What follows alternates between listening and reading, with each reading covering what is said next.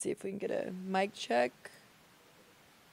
I have levels, but let's just make sure. And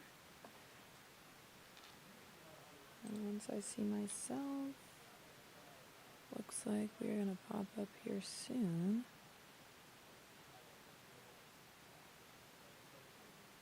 All right. It's a few seconds behind. Okay, there we are. You see me / hear me, Ellie? All right, we're good to go. Good evening, everyone, and thank you so much for joining me here at the First Alert Desk. Always happy to have you here to have this open discussion about some of the stories that we're keeping a close eye on tonight as we head into our newscast.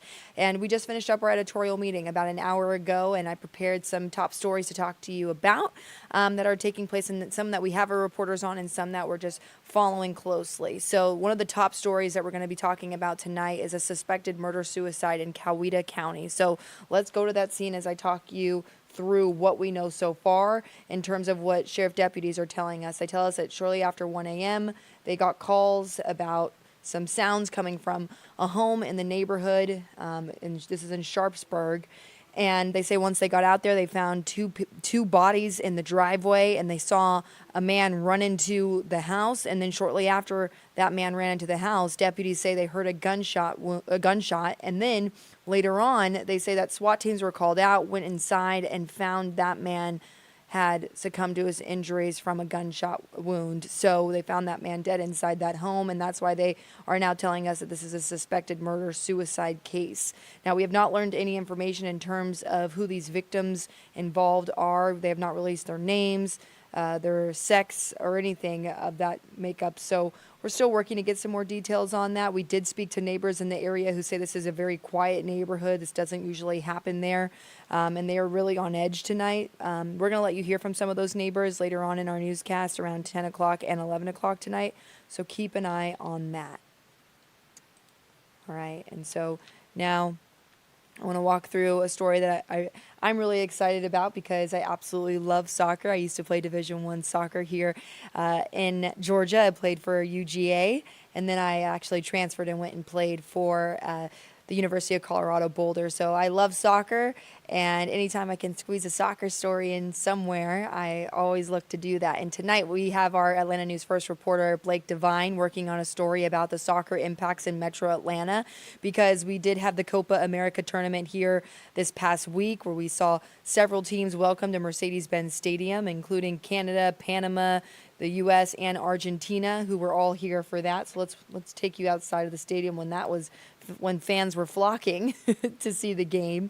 But now, some other questions are arising. What does this mean for the World Cup in 2026 in terms of Metro Atlanta? Is Metro Atlanta ready for this type of magnitude in terms of fans and an event? And what's happening to businesses around? The Signature Hotel was just built in that area. Did they have, higher rates of occupancy at their hotel? How was MARTA working out? Did fans get there in a timely manner and not have issues? And other local businesses, did they see a boom in terms of, looks like we're playing the wrong VO right here. I apologize for that.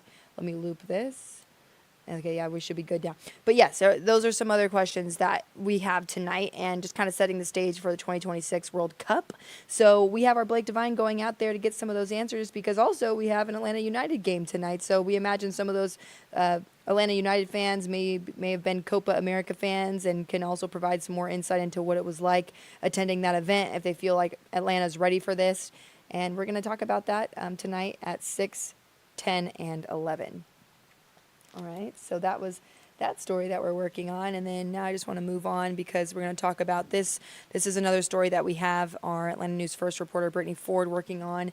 If you saw this yesterday, it's still a big talker tonight just because of the setup here in Metro Atlanta in terms of our unhoused community. The Supreme Court of the United States upheld a ruling essentially criminalizing homeless people for sleeping outside. So just want to talk a little bit about this. We did get a statement from Atlanta Mayor Andre Dickens on this, and whether or not that's going to happen here and some of that. So I'm going to get to his statement in a moment, but I just want to tell you a little bit more about what happened here in this ruling.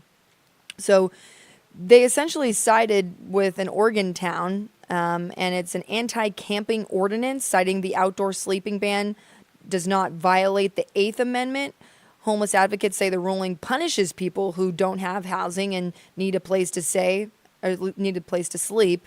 And supporters say it makes it easier for cities to clean homeless encampments. So there's people on both sides of this argument, essentially saying that, being able to it gives the cities power to clean it up, while other people are saying, throwing people in jail if they're, sleeping in encampments is, controversial, and it does not help the issue, and is criminalizing something that someone may not have complete control over.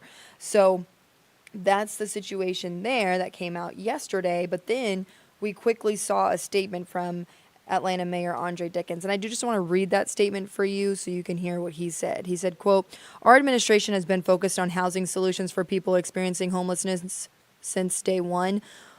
Falling on hard times is not a crime. Since taking office, we've humanely relocated hundreds of individuals from encampments throughout the city. Those folks are now working their way back to self-sufficiency. We have shown the resources are better spent on initiatives like the Melody and the Ralph David House to provide families a safe and secure place to call home. And that is exactly what our administration will continue to do," end quote. So essentially saying we're not going to be throwing people in jail if they're sleeping in encampments. We're going to continue to help them become reassimilated back into society and productive members of society, and give them the resources they need to get back up on their feet. So that's what came from Mayor Andre Dickens yesterday after this ruling was rolled out by the Supreme Court. So that was what we decided to move on a little bit further and deeper today. We do have our Atlanta News First reporter, Brittany Ford, looking into that and speaking with a local group of advocates that also help get people back up on their feet when they experience homelessness. So keep an eye on some of these stories. They're pretty deep dives, hard-hitting stories. And then, of course, if breaking news happens, you'll see it here on the First Alert desk later on this evening, depending on what that looks like. This is an ebb and flow situation. But also, tune in tonight, because we love sharing these stories in a deeper manner with you, engaging with you on all platforms here at Atlanta News First. And just want to take this time and thank you for joining me here, and hopefully you enjoy the rest of your weekend. All right, take care.